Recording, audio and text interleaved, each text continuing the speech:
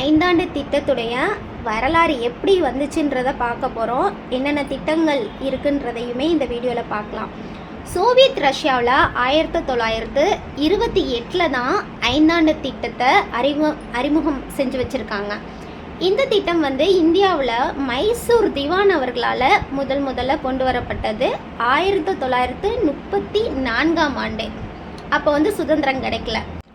அடுத்ததாக விஸ்வேஸ்வரர் அவர் என்ன பண்ணியிருக்காரு, திட்டமிட்ட பொருளாதாரம் என்று நூல் வடிவில் இந்த ஐந்தாண்டு திட்டத்தை கொண்டு வந்திருக்காரு. அடுத்த 1938 இந்திய திட்ட ஆணையம் ஐஎன்சி நேருவின் தலைமையில் அமைக்கப்பட்டது. 1950 நேருவால் தேசிய திட்டக்குழு நிறுவப்பட்டது. இதோட நோக்கம் என்ன அப்படின்னா, நாட்டு வளங்களை சமமாக பயனுள்ள ஒன்றாக பயன்படுத்தப்பட்ட திட்டத்தை தீட்டுறது தான் இந்த தேசிய திட்டக்குழுவோடைய நோக்கமாக கருதப்பட்டது. சரி, இந்த இந்திய திட்டக்குழுவுடைய அமைப்பு அப்படின்றது என்னன்னு பார்ப்போம். இந்த இந்திய அரசியல் அமைப்பின் 280வது ஷரத்து நிதிக்குழு பற்றி குறிப்பிடுகிறது.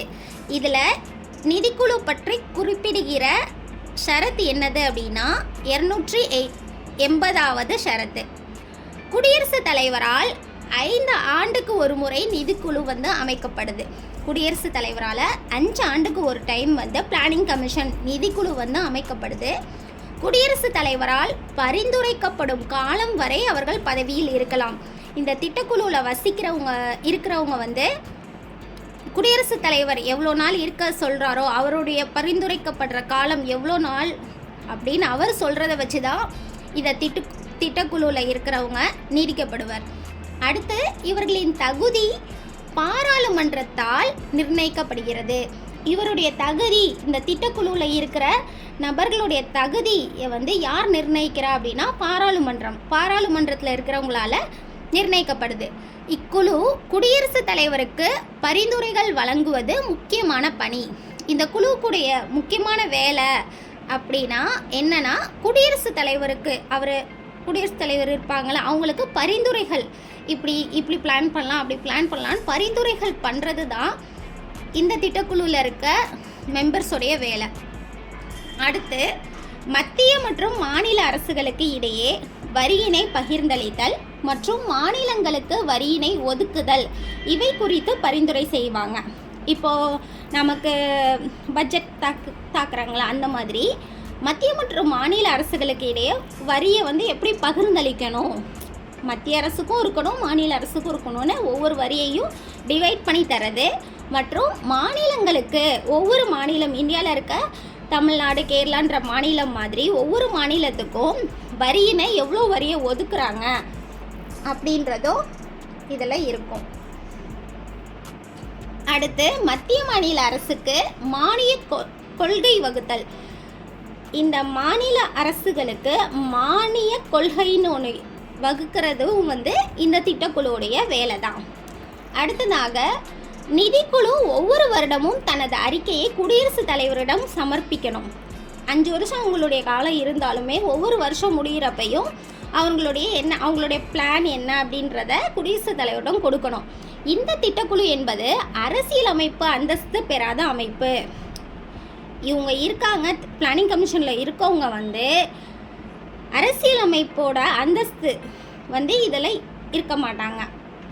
பாராளுமன்ற தீர்மானத்தின் மூலம் கொண்டு வரப்படாத அமைப்பு. பாராளுமன்றத்தில் ஒரு தீர்மானம் இருக்கும், அந்த தீர்மானத்தின் மூலம் கொண்டு வரப்படாத அமைப்பு தான் இந்த பிளானிங் கமிஷன் நிதிக்குழுவுடைய வேலை. அடுத்து இந்தியாவின் சமூக பொருளாதார வளர்ச்சிக்கான திட்டமிடுதலின் முதன்மையான அமைப்பு சமூகம் மற்றும் பொருளாதார வளர்ச்சி. இதுக்காக திட்டமிடுதலில் முதல் அமைப்பு என்ன அப்படின்னு கேட்டாங்கன்னா இந்திய திட்டக்குழு அமைப்பு தான். அப்போது சமூகம் மற்றும் பொருளாதார வளர்ச்சிக்கு எந்த குழு முதன்மையாக இருக்குது அப்படின்னா இந்திய திட்டக்குழு தான். அடுத்து இந்திய திட்டமிடலுடைய நோக்கம். இதனுடைய நோக்கம் என்னன்னு பார்த்துடலாம். நாட்டு வருமானத்தை உயர்த்துறது. இந்திய திட்டமிடலுடைய நோக்கம் நாட்டு வருமானத்தை உயர்த்துறது, குறிப்பிட்ட காலத்தில் குறிப்பிட்ட நிலையில் முதலீட்டை உயர்த்துதல். ஒரு குறிப்பிட்ட காலத்துக்குள்ள குறிப்பிட்ட நிலையில் இருக்கிற அவங்களுடைய இன்வெஸ்ட்மெண்ட்டை முதலீட்டை வந்து உயர்த்துறது தான் இந்த திட்டமிடல், இந்திய திட்டமிடலுக்கான நோக்கம். வேலை வாய்ப்புகளை வழங்குதல்.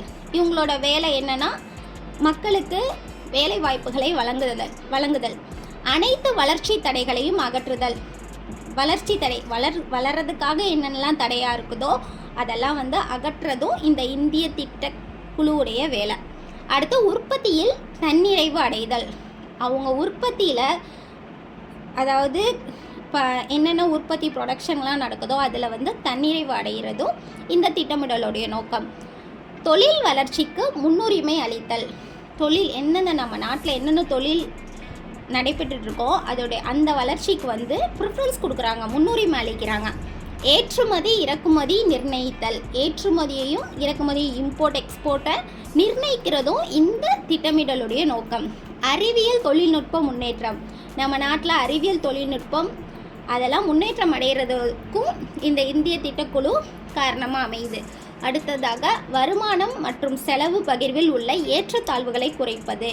வருமானத்தில் ஏற்றத்தாழ்வு இருக்கும். ஒருத்தவங்க பணக்காரங்களாக இருப்பாங்க, ஏழையாக இருப்பாங்க.